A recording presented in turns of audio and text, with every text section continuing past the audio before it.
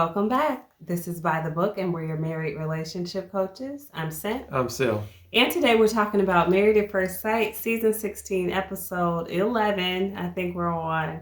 We're going to talk about Chris and Nicole, but this will be a sidebar. Do we have to? Don't act brand new. So, for those of you who have joined us before, you already know what it is. If not, our sidebars, we usually just take one little point about an episode, about a couple, an issue that's going on, and we blow it up into its own little video, its own conversation, because it's a side conversation my husband and I are having here at home. Yeah.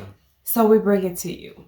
So our issue is, if you watched this last episode, there's not a ton, right, going on. There's no drama right now going on between Chris and Nicole. But it's very interesting every time we see her dad. He's like a real kind of crass type of person. He says whatever. Mm-hmm. And one of the things that he said in his confessional, I guess you'd call it, is that Chris needs to get some BDE. For those of you who don't know what that means. We're not going to say it. It's big D energy. Yeah. Oh, that's as close as we're going to get. Yeah, you can figure out what that means. So we're talking about body parts here. So first and foremost, what does he mean? I think we all kind of know what he means, but just to clarify, like, Chris needs to man up. It's basically what her dad is saying. Like, he needs to have a little bit more confidence, assertiveness, maybe come off a little bit more alpha. I think that, you know, she has the old school type of dad that's looking for a masculine type of man for his daughter. Yeah. And he doesn't necessarily see that in Chris. He sees a nice guy. Yeah. He identifies him as a nice guy, but maybe not a guy with a level of strength of, I don't know, character, personality that he would like to see for his daughter. He also knows his daughter. He knows his daughter is a strong and independent woman, and that to help balance her out, you know, and to be something more than just like a burden or a drag to her, he's going to have his own masculinity. So I guess we talk about, what are your thoughts on that? Do you agree with his dad? Do you think, with her dad, do you think that Chris is just like, you know, a progressive guy and he ain't going to be masculine, or, you know, where are we with this? I've got my opinions, but I want to hear from you. Hear from me? Oh, wow. Okay, well, yeah. Chris does need to man up, for lack of a better term, and get a little bit of toughness to him and show some leadership within the relationship.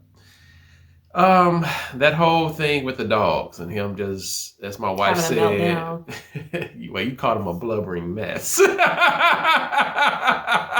And so, that shouldn't have taken place. Yeah. Nicole had to find herself in a leadership position to lead them out of that and find options for them, for their dogs, while he was inconsolable. Yeah. And so, yes, he does need to kind of toughen up a little bit, and he's gonna have to show some leadership, because I don't know how long Nicole can continue to respect him, or at the level that she needs to respect him, when he is, like, he calls himself a nice guy and he's so willing to people please. Yeah, he's okay with falling into that role. Yeah. And you're right. That's the biggest thing, right? Like, Nicole has been in bad relationships.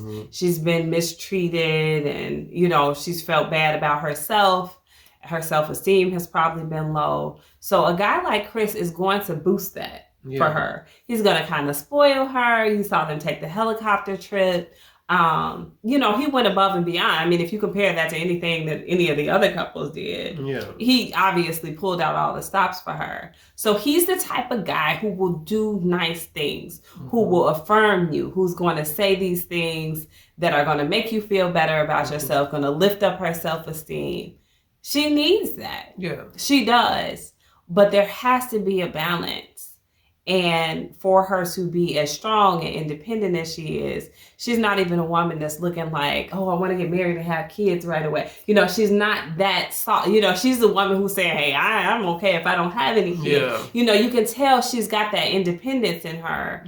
And in order for his type of personality not to wear thin on her and for her not to run him over, whether it be on purpose or on accident, he's going to have some level of assertiveness that he has not shown.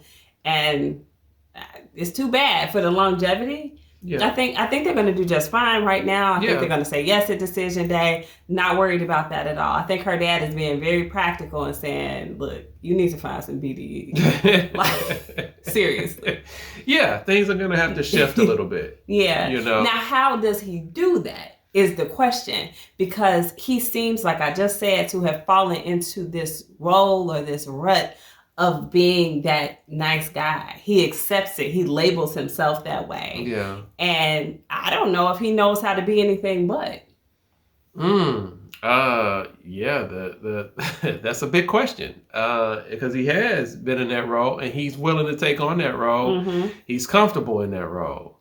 And so as he's been kind of going through his conversations with Nicole, he has kind of put his foot down on a few things, but you would say that that's him, not him being talking. Him. Okay. This is the difference between him putting his foot down versus him talking. Talk is cheap.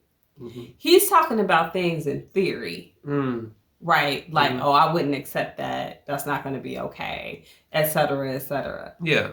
There's not been one thing that I've seen, and you guys chime in and then correct me if I'm wrong, that she's said or she's done that he hasn't been okay with, and he put his foot down. That hasn't happened. Yeah. Now, maybe they just have gotten along so well that didn't need to be the case. But until he shows me it in practice rather than in theory, I'm not buying it. I don't see him as being able to. He looks uncomfortable almost in every conversation he has with anybody. Like, you know, he's meek. And women don't like that, usually. Yeah. You know, don't make me be the guy. You know, and that's what she's being. In that example that you gave about the dogs, she ended up taking it to her dad, who is much more of like an alpha, traditional type, you know, older guy with these very, like I say, traditional type of mentality, behaviors, you know, more of an alpha guy. And she took her issue, she dealt with it, and she let her dad help her deal with it while he sat there and cried. I mean, just think about this. Yeah. Do you want to be the man who's the husband of somebody where when something goes wrong for real, they call their dad? No, you don't. Ultimately, that has got to wear thin on any woman. Yeah. You know, if it's a big old spider in the house and I can't kill it and you can't kill it and I got to call my dad from out in his house to come and kill it. I mean, obviously I'm exaggerating, but the point being, like, you gotta have something that makes you the man. Yeah. Pull it together. Yeah. Well, definitely part of a husband's role, a man's role, is to provide and protect. And usually when men walk in that role and they're effective at walking in that role, then it's going to garner the type of respect that he's going to need from his wife. And that's my issue with it. You know, he was willing to fall apart over dogs. And so since he is willing to fall apart over dogs, what are you going to do when we have children? And maybe the child is getting bullied or whatever. What are you going to do? You know, if your wife is having some issues on her job and are you going to fall apart with that? I mean, so it's just like it's certain things that is going to garner, that he's going to have to walk into that role, protect and provide. That's part of a husband's responsibility, amongst other things. Now, the problem with that is that some men feel that that's all they have to do is protect and provide, and then they want to get into this whole dominant masculinity type thing. And that's ineffective as well. There's a balance to it. Yeah. And so the balance for him will have to be walking in a little bit more, like you said, assertiveness, you know, a little bit more of a presence to him, and leadership.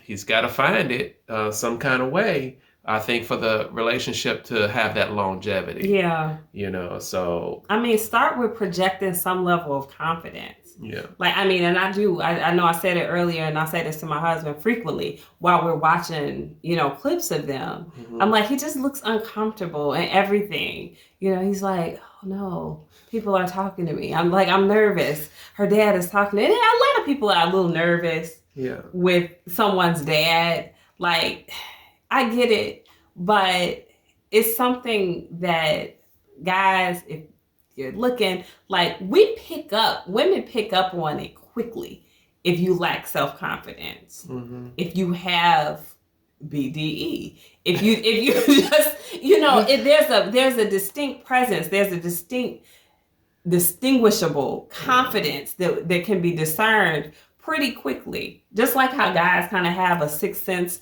about women who have low self-esteem and they prey on them. Women have that same read for like an ability for them to project that confidence and to lead and to be alpha. We see it quickly. She sees it. She knows. Yeah. She already knows. Now, is she going to give him the space to, you know, develop in his confidence and become that alpha for her? She has to have a lot of patience and a lot of respect for him to be able to do that. Yeah. But then if she gives him that space, he needs to take it and become what he needs to be. Yeah, very true. Because she's even said, I guess, to his friends, and hers and everybody else that'll listen. Yeah, it's like it's only so many times I can say or ask, "Are you okay with this?" Yeah. You know, at some particular point, you're gonna have to say, "No, I'm not." You know, or "Yes, I am." Whatever the true, whatever he is, and that whatever situation it is, he's gonna have to be very honest and be willing to tell her, yes, I'm okay. No, I'm not okay. Yeah. And maybe even beat her to the punch before she asks him. Beat her. Wait a minute. Get ahead, you know, and say, you know, no, I'm not okay with whatever you just said you did. That would be helpful if she didn't have to ask. If he was assertive enough to just go ahead and say, this is how I feel on this. I don't have to yell it. I don't have to beat my chest. I don't have to do anything like that. Yeah. This is where I stand, and this is where I'm going to stand. And that's just that. That's the quiet confidence that her father was referencing. Yes. When she was talking about, like, I think he has it in him. I don't see it in him. Can it grow? Yeah, to some extent it can grow. But he's always going to have that meekness in him. Okay. He could just, you know, we talk about like measuring sticks for things a lot. You know, if on a scale from 1 to 10, he's a 0 right now, then, you know, maybe he can get to a 3 or a 4, and then that would be a little bit more acceptable. Did you just call this man a 0? Did you really just do that? He's a 0 on that scale for me. Okay, well, let me ask you, if he's a 0, then what was Justin from last season? A 0. See, I think he's a little bit more... He isn't. Please chime in, ladies, and tell my husband, where does Chris rank on the scale from 0 to 10 in terms of his ability to be assertive or alpha or masculine? Yeah. Where is his BDE? Where does that rank on the scale? Right now, it's a 0 to me. It's a 0. It's no more than a 1. Yeah, I don't know. Y'all got to comment on that one, because I do think he's a little bit more assertive, and I think his communication is better than what Justin's was from last season. You know, I think. What y'all think? It's 6 on one hand, half a dozen on the other. It's the same darn thing. They're very different people. Yeah. You know, they're very different people. Justin was far more effeminate than I think Chris is. It's just different things. Nonetheless, their ability to be assertive and maybe Justin edges him out, actually. Mm-hmm. We did see him get at least an attitude. Now, it may have been a little bit of a diva, not a way we would expect a man to cop an attitude, but it was there in him. For Chris, I don't even see it. So I'm putting them both at zeros, honestly. But I would love to hear from you guys what you think. And what is the growth potential? You know, how much can he grow in that? Can he get to a respectable number to where Nicole is going to ultimately be okay with it in the long run? You know, is she going to respect him? Is her father going to respect him? You know, what's going to happen? I don't know. So, yeah. Anyway, like I said, we want to hear from you guys. Let us know where you think his BDE lies. If you think it's important, if it's not that important. I know a lot of you are more progressive maybe than I am. You know, and you're just okay with like a nice guy, like that feels comfortable. There's nothing wrong with that if that works with your personality. I think if you're not too much of an alpha female or an alpha woman, I like that better. If you're not too much of an alpha woman, then it may not be problematic for you. I think if you have a lot of that alpha masculinity in you, you're going to need somebody who can edge that out a bit. And Chris ain't doing it right now. So he is not. And you know he isn't. That's why you laughing. So anyway, drop those comments below, guys. Like, share, subscribe. We will talk to you soon. Bye.